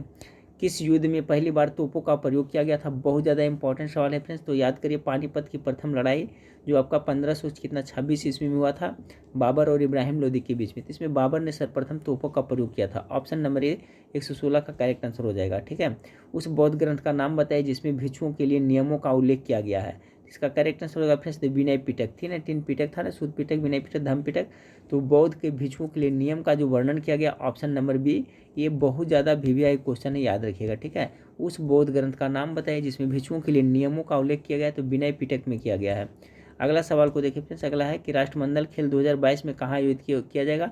ये बर्मिंघम में किया जाएगा। ठीक है, राष्ट्रमंडल खेल 2022 में कहाँ होगा फ्रेंड्स? तो बर्मिंघम। ऑप्शन नंबर सी इसका करेक्ट आंसर होगा, बर्मिंघम में। अगला फ्रेंड्स, डीएनए का डबल हेलिक्स मॉडल किसने दिया था फ्रेंड्स? तो इसका हो जाएगा वाटसन एंड क्रिक ने दिया था। ठीक है, डीएनए का डबल हेलिक्स मॉडल किसने प्रस्तुत किया था? वाटसन एंड क्रिक ने किया था। अगला फ्रेंड्स, संक्रमित दूध से कौन सा रोग हो सकता है? तुंडिका सोथ, एंथ्रेक्स, जठर शोथ या वात ज्वर। करेक्ट आंसर हो जाएगा एंथ्रेक्स होता है। ठीक है फ्रेंड्स, 120 का correct answer option number B हो जाएगा। मलेशिया का राष्ट्रीय खेल क्या है फ्रेंड्स? तो मलेशिया का राष्ट्रीय खेल जो आपका badminton. Correct answer option number ए हो जाएगा। अगला सवाल है, भारत में प्रथम पुर्तगाली गवर्नर कौन था फ्रेंड्स? तो आपका फ्रांसिस्को द अल्मेडा इसका करेक्ट आंसर हो जाएगा, यानी ऑप्शन नंबर बी इसका करेक्ट आंसर। भारत में प्रथम पुर्तगाली गवर्नर, ऑप्शन नंबर बी हो जाएगा करेक्ट आंसर। अगला सवाल को देखिए फ्रेंड्स कि मुद्रा राक्षस की विषय वस्तु क्या है? विशाख दत्त द्वारा लिखा गया था फ्रेंड्स। तो देख लीजिए ऑप्शन ए में आपका है, बी यहाँ दिया हुआ, सी और डी यहाँ दिया हुआ। Correct answer option number D है। चंद्रगुप्त मौर्य के समय में राज दरबार की दुर्भिसंधियों के बारे में मुद्रा राक्षस में बताया गया है। विशाख दत्त द्वारा लिखा गया। सिकंदर के हमले के समय उत्तर भारत पर किस राजवंश का शासन था फ्रेंड्स? तो नंद वंश का राज शासन था। ऑप्शन नंबर इसका करेक्ट आंसर हो जाएगा। देखिए फ्रेंड्स, फाहियान है किसके शासन काल में भारत आया था? एक क्वेश्चन हो सकता है, पक्का आने वाला है। तो चंद्रगुप्त द्वितीय के शासन काल में आया था ना, चंद्रगुप्त द्वितीय के शासन काल में फाहियान आया था। हर्षवर्धन किसके शासन काल, सॉरी फाहियान आया था उसके शासनकाल में फ्रेंड्स। और एक था आपका क्या मैं भूल रहा हूँ फ्रेंड्स, उसका नाम है जो आपका माइंड से निकल रहा है। ठीक है, फाहियान के बारे में पूछेगा फ्रेंड्स तो आप चंद्रगुप्त द्वितीय के शासनकाल में भारत आया था फ्रेंड्स। और हर्षवर्धन के शासनकाल में कौन आया था फ्रेंड्स? माइंड से नाम नहीं आ रहा है, आप उसका जवाब हमें कॉमेंट करके बताइएगा। ठीक है, हर्षवर्धन के शासनकाल में भारत का भ्रमण किसने किया था? हेनसांग। ठीक है फ्रेंड्स, याद आ गया, हेनसांग है जो हर्षवर्धन के शासनकाल में आया था। और चंद्रगुप्त द्वितीय के शासनकाल में फाहियान आया था। दोनों आप लोग जरूर याद रखिएगा। अगला सवाल है, अरब सागर में गिरने वाली सबसे लंबी भारतीय नदी कौन सा? बहुत इंपॉर्टेंट सवाल है। ताप्ती है, पेरिया है, या साबरमती या नर्मदा है? तो देखिए अरब सागर में गिरने वाली सबसे लंबी भारतीय नदी नर्मदा नदी है, इसलिए ऑप्शन नंबर डी इसका करेक्ट आंसर हो जाएगा। 126 कनौज की लड़ाई में शेर शाह सूरी द्वारा हुमायूं को पराजित किया गया था। तो कनौज की लड़ाई कब हुआ था फ्रेंड्स? तो आपको 1541 ईस्वी में लड़ा गया था। ठीक है, तो इसका करेक्ट आंसर क्या हो जाएगा? ऑप्शन नंबर सी हो जाएगा। कनौज की लड़ाई में क्या किसके किसके बीच हुआ था? शेर शाह सूरी द्वारा हुमायूं को पराजित किया गया था, यानी कि शेर शाह सूरी और हुमायूं के बीच में कनौज की लड़ाई 1540 में हुआ था फ्रेंड्स, जिसमें शेर शाह की जीत हुई थी। अब देखिए इंपॉर्टेंट सवाल है फ्रेंड्स, कांची कौशलनाथ मंदिर का निर्माण करवाया तो नरसिंह वर्मन द्वितीय ने करा था। ठीक है, कांची का कैलाश मंदिर, कांची का जो कैलाश मंदिर है फ्रेंड्स उसको नरसिंह वर्मन द्वितीय ने निर्माण करा, याद रखिएगा, प्रथम नहीं द्वितीय। कांची का कैलाश मंदिर का निर्माण किसने किया था? नरसिंह वर्मन द्वितीय ने करा था। निम्नलिखित में से किसका राष्ट्रीय खेल तीरंदाजी है? भूटान का, पाकिस्तान का, श्रीलंका का और चीन का। तो भूटान का है ना, भूटान करेक्ट है सर, ऑप्शन नंबर ए हो जाएगा। ठीक है, अगला सवाल है देखिए फ्रेंड्स, अष्टांगिक मार्ग की संकल्पना अंग है, किसका है फ्रेंड्स? तो इसका हो जाएगा धर्मचक्र परिवर्तन सूत्र की विषय वस्तु है। ठीक है, अष्टांगिक मार्ग बुद्ध भगवान वाला, तो ऑप्शन नंबर डी इसका करेक्ट आंसर हो जाएगा। ठीक है, क्या हो जाएगा आंसर नंबर आपका डी इसका करेक्ट आंसर हो जाएगा, धर्मचक्र परिवर्तन सूत्र की विषय वस्तु का अष्टांगिक मार्ग। अगला सवाल है फ्रेंड्स आपका, निम्न में से किस क्रिकेटर 2020 में राजीव गांधी खेल रत्न पुरस्कार दिया गया? ठीक है, फिर आपका युवराज सिंह है, धोनी, रोहित शर्मा। तो रोहित शर्मा को 2020 में अर्जुन पुरस्कार दिया गया फ्रेंड्स, राजीव गांधी खेल रत्न पुरस्कार दिया गया किसको? तो 2020 में तो रोहित शर्मा को आपको दिया गया है। ठीक है, आपका राजीव गांधी खेल रत्न पुरस्कार का शुरुआत कब हुआ था? तो 1991-92 में हुआ था, ये भी आप लोग याद रखेगा। अर्जुन पुरस्कार का शुरुआत 1961 ईस्वी में हुआ था, ये भी आप लोग याद रखेगा। देखिए फ्रेंड्स, अभी जो राजीव गांधी खेल रत्न पुरस्कार में टोटल अवार्ड के रूप में कितना दिया जाता है? तो आपको 25 लाख रुपया दिया था, पहले 7.5 लाख रुपया दिया जाता था। अर्जुन पुरस्कार में राशि बढ़ाकर कितना कर दिया? तो 15 लाख कर दिया गया। सभी याद रखिए फ्रेंड्स, पहले भी बहुत बार बढ़ा चुका हूँ। अर्जुन पुरस्कार में 15 लाख और इसमें कितना होता है फ्रेंड्स? 25 लाख। ठीक है, पहले राजीव गांधी खेल रत्न पुरस्कार में आपका 7.5 लाख रुपया दिया जाता था और अर्जुन पुरस्कार में 5 लाख दिया जाता था, लेकिन सभी का पुरस्कार बढ़ गया है। पीली क्रांति किससे संबंधित है? चलिए, पहली तो आपका तिलहन उत्पादन से पीली क्रांति, ऑप्शन नंबर सी 131 का करेक्ट आंसर हो जाएगा। जीवन बीमा निगम किसका एक उदाहरण है? चलिए बताएं फ्रेंड्स, 132 नंबर सवाल का क्या होगा? जीवन बीमा निगम किसका एक उदाहरण है? तो 132 का जो करेक्ट आंसर होगा निवेश बैंक का हो जाएगा। ठीक है, निवेश बैंक इसका करेक्ट आंसर होगा। जीवन बीमा निगम इसका निवेश बैंक का। अगला है, नीति आयोग कब अस्तित्व में आया था? ठीक है फ्रेंड्स, अब नीति आयोग योजना आयोग की जगह पर लाया गया फ्रेंड्स, जिसका अध्यक्ष कौन होता है? तो प्रधानमंत्री होता है फ्रेंड्स। बहुत ज़्यादा इंपॉर्टेंट सवाल है, गेस करिए। 1 जनवरी 2014, 1 जून 2014, 1 जनवरी 2015 या तो 1 जून 2015। तो देखिए 1 जनवरी 2015 को नीति आयोग है जो अस्तित्व में आया था, इसलिए correct answer option number C हो जाएगा। अगला सवाल है नीति आयोग का स्वरूप कैसा है फ्रेंड्स, तो देखिए एक तरह का ये परामर्शदात्री संस्था है नीति आयोग, जिसका अध्यक्ष कौन होता है फ्रेंड्स, तो प्रधानमंत्री होता है। तो ऑप्शन नंबर इसका बी करेक्ट आंसर हो जाएगा। नीति आयोग कैसा है, तो परामर्शदात्री संस्था है।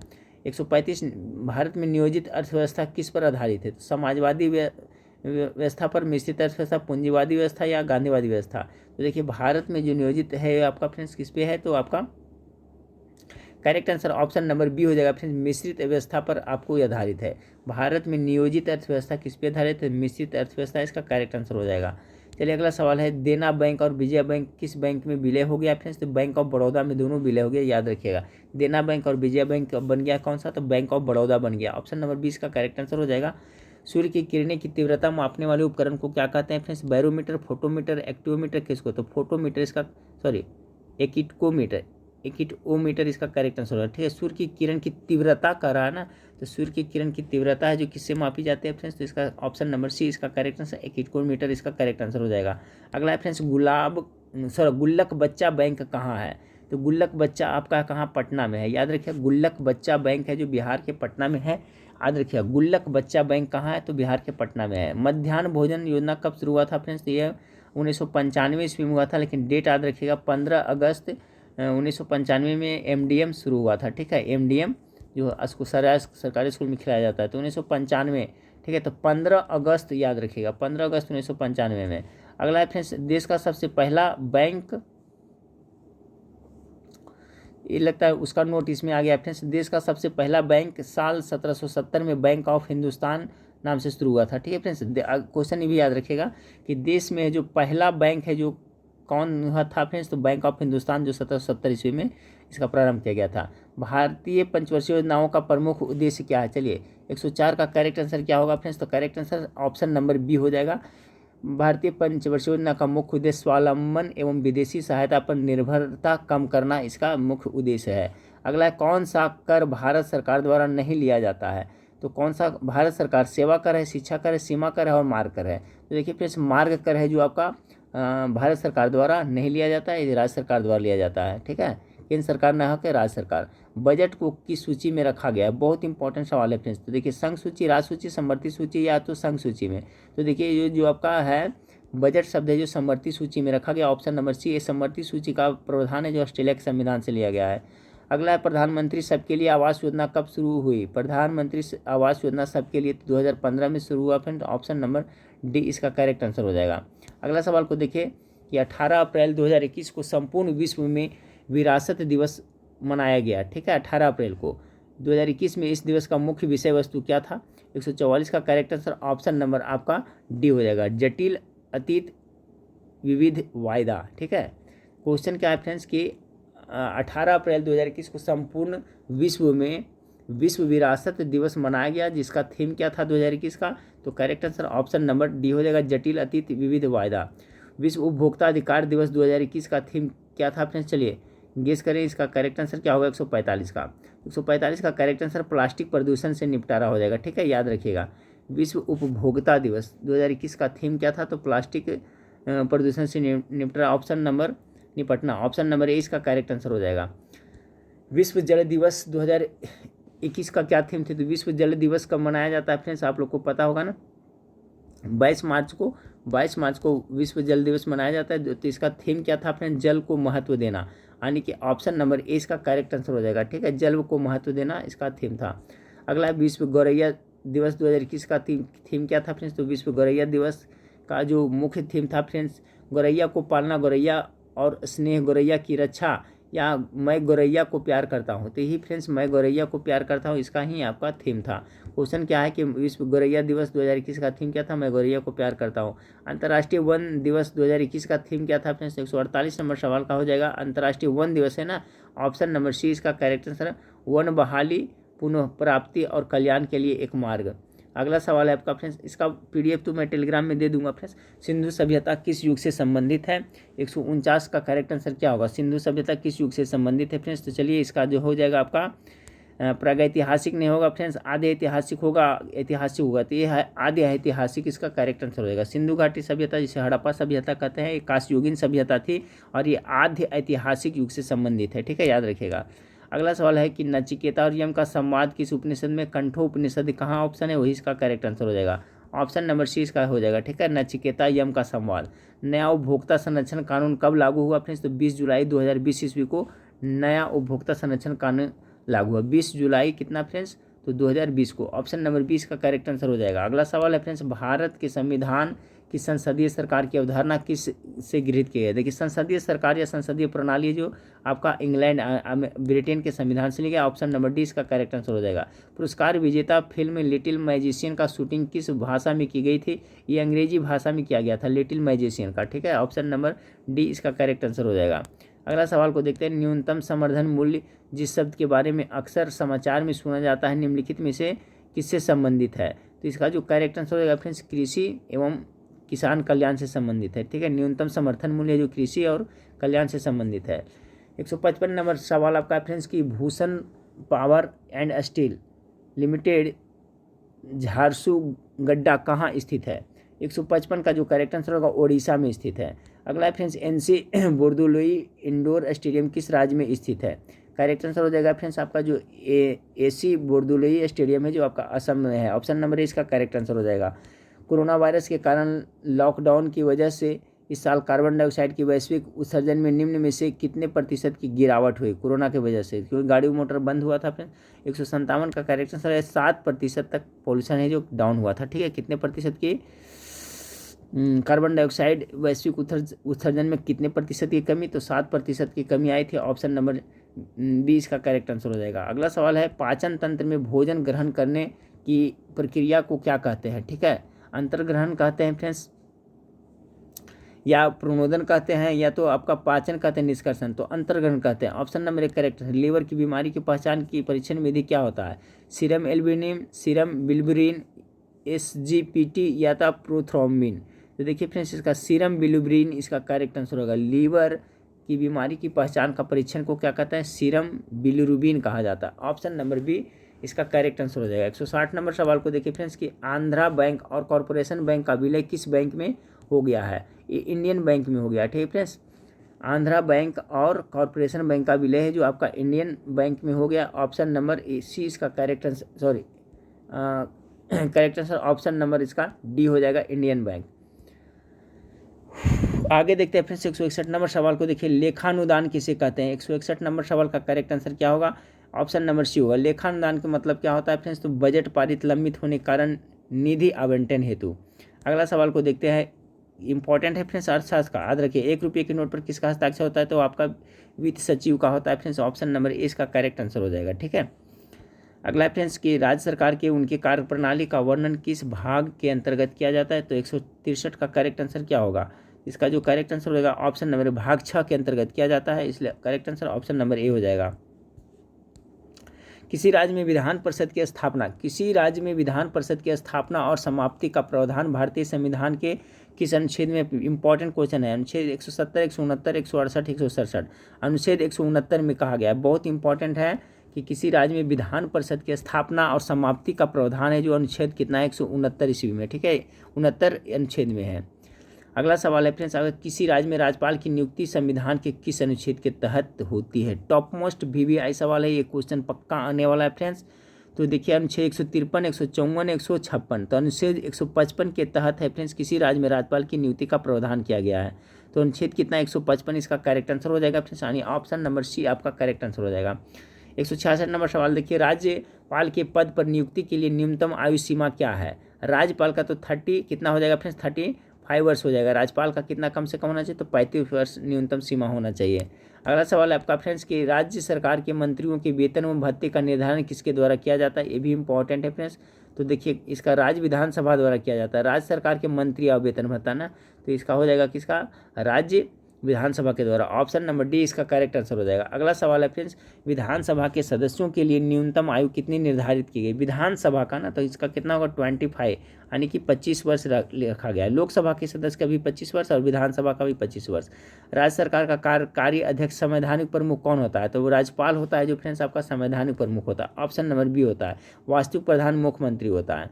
राज्यपाल किसके प्रति उत्तरदायी होता है, प्रधानमंत्री, राष्ट्रपति, विधानसभा, तो राष्ट्रपति इसका करेक्ट आंसर है। राज्यपाल है जो मुख्यमंत्री नहीं होगा, राष्ट्रपति के प्रति उत्तरदायी होता है। और राष्ट्रपति जब तक चाहे फ्रेंड्स राज्यपाल को उसके पद पर बने रहने दे सकता है। राष्ट्रीय मानव अधिकार आयोग क्या है? तो संविधान निकाय होगा या संवैधानिक निकाय, एक बहुउद्देशीय संस्था, या ए और सी दोनों। तो ए और सी दोनों सही हो जाएगा फ्रेंड्स। ये जो राष्ट्रीय मानवाधिकार है संवैधानिक निकाय है और संवैधानिक निकाय दोनों है। सांविधिक निकाय और संवैधानिक निकाय दोनों तरह का है। अगला सवाल को देखते हैं। राष्ट्रीय मानवाधिकार आयोग के अध्यक्ष और सदस्यों को उनके पद से कौन हटा सकता है? तो राष्ट्रपति हटा सकता है। राष्ट्रीय मानवाधिकार अधिनियम किस अध्याय में वित्त, लेखा और संपरिरक्षा का प्रावधान किया है फ्रेंड्स? तो 173 का करेक्ट आंसर क्या हो जाएगा? ऑप्शन नंबर बी, अध्याय 7 में किया है। अगला है राष्ट्रीय मानवाधिकार आयोग के अध्यक्ष का कार्यकाल कितने समय का होता है? बहुत इंपॉर्टेंट सवाल है 174 का। गेस करें तो इसका 3 वर्ष और 70 वर्ष तक होता है। देखिए, राष्ट्रीय मानवाधिकार आयोग के अध्यक्ष का कार्यकाल 3 वर्ष और 70 वर्ष का होता है, इसलिए correct answer option number D हो जाएगा। चलिए फ्रेंड्स, और 25 से 30 क्वेश्चन बचा हुआ है। निम्नलिखित में से कौन सा राष्ट्रीय मानवाधिकार आयोग का कार्य नहीं है? ठीक है, correct answer option number C हो जाएगा फ्रेंड्स। किसी मानवाधिकार पीड़ित को आर्थिक मुआवजा देना है जो आपका राष्ट्रीय मानवाधिकार आयोग का कार्य नहीं है। ऑप्शन नंबर 175 का सी करेक्ट आंसर हो जाएगा। अगला सवाल को देखते हैं फ्रेंड्स। राष्ट्रीय मानवाधिकार आयोग का मुख्यालय कहाँ पर स्थित है? तो ये आपका दिल्ली में स्थित है। ठीक है, राष्ट्रीय मानवाधिकार आयोग का मुख्यालय कहाँ है? तो दिल्ली में है। अगला सवाल को देखिए फ्रेंड्स कि अंतर्राष्ट्रीय मानवाधिकार दिवस कब मनाया जाता है? तो सबको 10 दिसंबर को मनाया जाता है, इसलिए आपका करेक्ट आंसर ऑप्शन नंबर ए हो जाएगा। अगला है फ्रेंड्स आपका कि निम्न में से कौन राष्ट्रीय मानवाधिकार आयोग के अध्यक्ष के लिए गठित समिति में शामिल नहीं होता है? तो राष्ट्रपति, प्रधानमंत्री, लोकसभा और मुख्य विपक्षी दल के नेता। तो राष्ट्रपति इसमें है जो राष्ट्रीय मानवाधिकार आयोग के अध्यक्ष के लिए गठित समिति में आपका कौन नहीं होता है फ्रेंड्स? तो इसका करेक्ट आंसर ऑप्शन नंबर आपका ए हो जाएगा, राष्ट्रपति नहीं होता है। राष्ट्रीय मानवाधिकार आयोग का अध्यक्ष किसे बनाया जाता है फ्रेंड्स? तो देखिए इसका करेक्ट आंसर हो जाएगा option number B, supreme court का कोई सेवानिवृत्त मुख्य न्यायाधीश को राष्ट्रीय मानवाधिकार आयोग का अध्यक्ष बनाया जाता है। अगला सवाल है फ्रेंड्स, राष्ट्रीय मानवाधिकार आयोग के प्रथम अध्यक्ष कौन थे? तो इसका जो प्रथम अध्यक्ष थे आपका न्यायमूर्ति रंगनाथ मिश्रा थे, इसलिए करेक्ट आंसर आपका ऑप्शन नंबर ए हो जाएगा। ठीक है, राष्ट्रीय मानवाधिकार आयोग के प्रथम अध्यक्ष कौन थे? इंपॉर्टेंट सवाल है फ्रेंड्स, तो न्यायमूर्ति रंगनाथ मिश्रा हो जाएगा। अगला सवाल को देखते हैं फ्रेंड्स कि राज्य मानवाधिकार आयोग के अध्यक्ष एवं सदस्य की नियुक्ति किसके द्वारा की जाती है? ठीक है, तो देखिए राज्य में रहेगा तो किसके द्वारा? राज्यपाल के द्वारा हो जाएगा। राज्य मानवाधिकार आयोग के अध्यक्ष और सदस्य की नियुक्ति राज्यपाल द्वारा होता है। अगला सवाल है फ्रेंड्स, मानवाधिकार संरक्षण अधिनियम 1993 की किस धारा में लोक सेवा की परिभाषा थी? देखिए क्वेश्चन शायद पूछा गया था मानवाधिकार संरक्षण अधिनियम कब लागू हुआ था, तो ये आपका धारा का रहा है ना फ्रेंड्स, तो धारा 2 का एम में है। मानवाधिकार संरक्षण अधिनियम 1993 किस धारा में लोक सेवा की परिभाषा दी गई है? तो किसका करेक्ट आंसर धारा 2 का एम में हो जाएगा। मानवाधिकार संरक्षण अधिनियम 1993 में लागू हुआ था, यही क्वेश्चन पूछा था कब लागू हुआ था। तो ये राज्य की इच्छा पर, संपूर्ण भारत पर या केंद्र शासित प्रदेश पर, जम्मू कश्मीर को छोड़कर सभी राज्यों पर? तो संपूर्ण भारत पर हुआ था। Option number B correct answer हो जाएगा। चलिए फ्रेंड्स, अब देखते हैं कुछ युद्ध से संबंधित आपका इंपॉर्टेंट प्रश्न है कि हाइड्रोस्पीज या विस्तृता युद्ध 326 ईस्वी में किन किन शासकों के बीच में हुआ था फ्रेंड्स? 184 नंबर सवाल का हो जाएगा, सिकंदर एवं पोरस के बीच में हुआ था। हाइड्रोस्पीज विस्तृता का युद्ध 326 ईस्वी पूर्व में विस्तृता नदी, वर्तमान में झेलम, याद रखिएगा वितस्ता नदी को झेलम नदी वर्तमान में कहा जाता है, किनारे सिकंदर महान तथा पंजाब के राजा पोरस के बीच में लड़ा गया था। इस युद्ध में राजा पोरस की हार हुई थी। ठीक है, तो आपका हाइड्रोस्पीज के युद्ध में किसका हार हुआ था फ्रेंड्स? तो आपका याद रखिए पोरस की हार हुई थी। 184 का करेक्ट आंसर क्या हो गया? तो ऑप्शन नंबर सी। 185 नंबर सवाल को देखिए, पानीपत की दूसरी लड़ाई। ठीक है, पानीपत की दूसरी लड़ाई 1556 निम्नलिखित में से किसके बीच लड़ी गई थी? गेस करें फ्रेंड्स, इसका करेक्ट आंसर क्या हो? बाबर और इब्राहिम लोदी, अकबर और हेमू, अब्दुल साहब अली मराठा। तो अकबर और हेमू के बीच में आपका पानीपत की दूसरी लड़ाई लड़ी गई थी, तो option number B correct answer है। पानीपत की दूसरी लड़ाई 1556 में अकबर और हेमू के बीच में हुई थी। इस युद्ध में अकबर ने हेमू को हरा दिया था। अगला सवाल आपका फ्रेंड्स कि पानीपत की तीसरी लड़ाई 1761 ईस्वी में किन के बीच में हुई थी फ्रेंड्स? तो चलिए अहमद शाह अब्दाली और मराठा के बीच में हुआ था। ऑप्शन नंबर इसका जो सी करेक्ट आंसर हो जाएगा। ठीक है, पानीपत की जो तीसरी लड़ाई लड़ी गई थी अहमद शाह अब्दाली और मराठा के बीच में लड़ी गई थी। अगला फ्रेंड्स, पानीपत की तीसरी लड़ाई में कितना में हुआ था?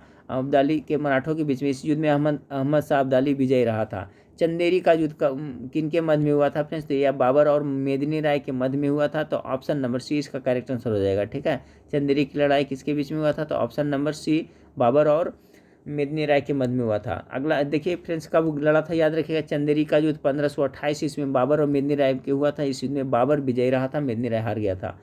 किसने चौसा की लड़ाई? चौसा की लड़ाई कब लड़ी गई थी याद रखिए, आपका 1539 ईस्वी में हुमायूं को पराजित किया था फ्रेंड्स। तो इसका करेक्ट आंसर हो जाएगा शेरशाह सूरी ने चौसा की लड़ाई 1539 में हराया था। चौसा की लड़ाई 1539 में शेरशाह सूरी ने हुमायूं को हराया था। खनवा का युद्ध के बारे में बाबर ने किसे हराया था? खनवा का युद्ध कब हुआ था फ्रेंड्स? तो आपका 1527 ईस्वी में हुआ था ना। तो ये राणा सांगा को हराया था। खनवा का युद्ध में बाबर ने किसको हराया था? तो राणा सांगा को हराया था। ऑप्शन नंबर सी इसका करेक्ट आंसर होगा। खनवा की लड़ाई 1527 ईस्वी में बाबर ने राणा सांगा को हराया था। देखिए आंसर दिया हुआ है नोट में हमें। कनौज का युद्ध कब हुआ था फ्रेंड्स? तो करेक्ट आंसर होगा 1540 ईस्वी में। ठीक है, 1540 ईस्वी में आपको कनौज की लड़ाई लड़ी गई थी। 190 का करेक्ट आंसर ये हो जाएगा। इसके बारे में डिटेल देखें फ्रेंड्स कि कनौज का युद्ध शेरशाह सूरी तथा हुमायूं के बीच में 1540 ईस्वी में लड़ा गया था। इस युद्ध में शेरशाह सूरी ने हुमायूं को पराजित कर एक बार फिर से दिल्ली पर अफगान सत्ता स्थापित की थी। प्लासी का युद्ध 1757 में किसके बीच में हुआ था फ्रेंड्स? तो आपका करेक्ट आंसर हो जाएगा आपका अंग्रेज एवं सिराजुद्दौला के बीच में हुआ था। तो correct answer option number B हो जाएगा। 23 जून याद रखिएगा, 23 जून 1757 में किसके बीच में हुआ था फ्रेंड्स? तो आपको मैं बताया, इसका करेक्ट आंसर अंग्रेज एवं सिराजुद्दौला के बीच में हुआ था। देखिए प्लासी का युद्ध 23 जून 1757 में अंग्रेज तथा बंगाल के नवाब सिराजुद्दौला के बीच। इस युद्ध में अंग्रेजी सेना का नेतृत्व रॉबर्ट क्लाइव ने किया था। इस युद्ध में अंग्रेजों ने सिराजुद्दौला को परास्त कर दिया और इसी के साथ बंगाल पर मुस्लिम शासन समाप्त हुआ और भारत में अंग्रेजी शासन की नींव पड़ी थी। यही प्लासी की लड़ाई के बाद से। वांडीवास के युद्ध कब लड़ा गया था? 1760 में लड़ा गया था। किनके बीच में? तो अंग्रेज एवं फ्रांसीसियों के बीच। बहुत इंपॉर्टेंट है, अंग्रेज एवं फ्रांसीसियों के बीच में 1760 ईस्वी में वांडीवास की लड़ाई लड़ी गई थी। बक्सर का युद्ध कब लड़ा गया? 1764 ईस्वी में लड़ा गया था। बक्सर का युद्ध इसमें लड़ा गया था फ्रेंड्स 1764 में। इस युद्ध में एक तरफ अंग्रेजी सेनापति कैप्टन मुनरो, ठीक है, दूसरी तरफ मुगल सम्राट शाह आलम द्वितीय, अवध का नवाब शुजाउद्दौला मीर कासिम थे। इस युद्ध में अंग्रेजों ने सभी को पराजित कर दिया था। 194 नंबर सवाल, संघ लोक सेवा आयोग के कार्यों का उल्लेख किस अनुच्छेद में किया गया? तो 194 का जो करेक्ट आंसर हो जाएगा संघ लोक सेवा आयोग हो जाएगा, अनुच्छेद 320 में किया गया है। अगला है फ्रेंड्स, संविधान के किस अनुच्छेद द्वारा संघ और राज्यों के लिए लोक सेवा आयोग का प्रावधान किया गया? कौन सा अनुच्छेद के तहत? 195 के 315। ये बहुत इंपॉर्टेंट क्वेश्चन है। संविधान के किस अनुच्छेद द्वारा संघ और राज्यों के लिए लोक सेवा आयोग का प्रावधान किया है? अनुच्छेद 315 इसका करेक्ट आंसर हो जाएगा। संविधान का अनुच्छेद 312 किससे संबंधित है? तो अखिल भारतीय सेवाओं से संबंधित है। अनुच्छेद 312 किससे संबंधित है फ्रेंड्स? तो यही हो जाएगा 196 का। 197 में भारतीय संविधान के किस अनुच्छेद में निर्वाचन आयोग के लिए प्रावधान है? तो निर्वाचन 324 हो जाएगा friends. Correct answer option number C हो जाएगा। अगला सवाल को देखते हैं, संविधान के किस अनुच्छेद के आधार पर वित्तीय आपात की उद्घोषणा करता है? वित्तीय आपात है जो 360 के अभी तक एक बार भी लागू नहीं हुआ है। अगला है, संविधान में मंत्रिमंडल शब्द का एक बार प्रयोग हुआ और यह क्या है फ्रेंड्स? तो अनुच्छेद कितना में? मंत्रिमंडल 352 में हुआ। ठीक है, भारतीय संविधान में मंत्रिमंडल शब्द का प्रयोग हुआ जो अनुच्छेद 352 में। इसका करेक्ट आंसर होगा 119 का। 199 का। 200 नंबर सवाल के, भारत के संविधान के अनुच्छेद 350 के अधीन उपबंध किससे संबंधित है? 200 का correct answer option number C हो जाएगा फ्रेंड्स। ऑप्शन नंबर सी आपका है, प्राथमिक स्तर पर मातृभाषा में शिक्षा की सुविधाओं की व्यवस्था करना। अगला सवाल है फ्रेंड्स, भारत के संविधान का अनुच्छेद 368 किससे संबंधित है? तो संविधान संशोधन से संबंधित है। 201 का करेक्ट आंसर ऑप्शन नंबर ए हो जाएगा, संविधान संशोधन। क्वेश्चन क्या है फ्रेंड्स, पुनः एक बार देख ले। भारत के संविधान का अनुच्छेद 368 किसके संबंध में है फ्रेंड्स? तो करेक्ट आंसर हो गया फ्रेंड्स आपका ऑप्शन नंबर ए, संविधान का संशोधन करने की भारत की संसद की शक्ति। 202 नंबर सवाल को देखिए फ्रेंड्स, भारतीय संविधान का कौन सा अनुच्छेद विभिन्न आधारों पर किसी भी भारतीय नागरिकों के साथ भेदभाव से संबंधित है? तो 202 का करेक्ट आंसर अनुच्छेद 15 हो जाएगा। ठीक है, इसके तहत भेदभाव नहीं किया जाता है। यही क्वेश्चन है ना कि भारतीय संविधान का कौन सा अनुच्छेद विभिन्न आधारों पर किसी भी भारतीय नागरिक के साथ भेदभाव से संबंधित है? अनुच्छेद 15। अनुच्छेद 356 किससे संबंधित है फ्रेंड्स? तो ये आपका है जो राष्ट्रपति शासन से संबंधित है ना, आपात कहते हैं। राष्ट्रपति शासन जब आपका बिहार में राज्य व्यवस्था तंत्र फेल होता है तो धारा 356 के तहत राष्ट्रपति शासन लगाया जाता है राज्यों में। वित्तीय आपात के लिए तो बताया था फ्रेंड्स 360, जो अभी एक बार भी प्रयोग नहीं हुआ है। राष्ट्रीय आपात के लिए कितना था तो 352 था, ठीक है। और राष्ट्रपति शासन के लिए 356। अगला सवाल है फ्रेंड्स 204 नंबर, संविधान के किन अनुच्छेद के अंतर्गत अल्पसंख्यकों को अपनी संस्कृति के संरक्षण तथा अपनी पसंद की शिक्षा और संस्थान व संचालन करने को प्राप्त है? करेक्ट आंसर ऑप्शन नंबर 29 और 30 हो जाएगा। अगला सवाल है फ्रेंड्स संविधान के किस अनुच्छेद में यह व्यवस्था की गई है कि प्रत्येक राज्य शिक्षा के प्राथमिक स्तर पर मातृभाषा में शिक्षा पर्याप्त सुविधाओं? बहुत इंपॉर्टेंट सवाल है कि संविधान का कौन सा अनुच्छेद में कहा गया है कि राज्य शिक्षा के प्राथमिक स्तर पर है जो भाषा का प्रयोग होगा, मातृभाषा का प्रयोग होगा, तो अनुच्छेद 350 के तहत। 206 नंबर सवाल को देखिए फ्रेंड्स कि भारतीय संविधान का वह कौन सा अनुच्छेद है जिसमें भारत के नियंत्रण महालेखा परीक्षक का उल्लेख किया गया? तो अनुच्छेद 148 इसका करेक्ट आंसर हो जाएगा। ठीक फ्रेंड्स, तो देखिए टोटल कितना हम प्रश्न देखे हम लोग 206 प्रश्न देखे फ्रेंड्स। ये आपका बिहार पुलिस फायरिंग के लिए मास्टर वीडियो था। ठीक है फ्रेंड्स, तो पुनः सभी को एक बार मैं बेस्ट ऑफ लक बोलूँगा फ्रेंड्स। इत्मीनान से जाइए एग्जाम देने के लिए, ठीक है। टेलीग्राम चैनल से जो नहीं जुड़े हैं जुड़ जाइएगा, इस वीडियो के नीचे डिस्क्रिप्शन में लिंक दिया हुआ है, ठीक है फ्रेंड्स। और इत्मीनान से जाकर के एग्ज़ाम दीजिए फ्रेंड्स। एग्ज़ाम दे करके बाद में आइएगा तो उसका जो क्वेश्चन का है फ्रेंड्स व्हाट्सएप ग्रुप में क्वेश्चन लिख करके सेंड करिएगा जो उसमें, और उसके बाद एनालिसिस कर करके क्वेश्चन प्रोवाइड मिलता है एग्जाम के बाद, तो उसमें सबका सॉल्यूशन दूंगा। ठीक है फ्रेंड्स, तो चलिए सभी को good night, best of luck.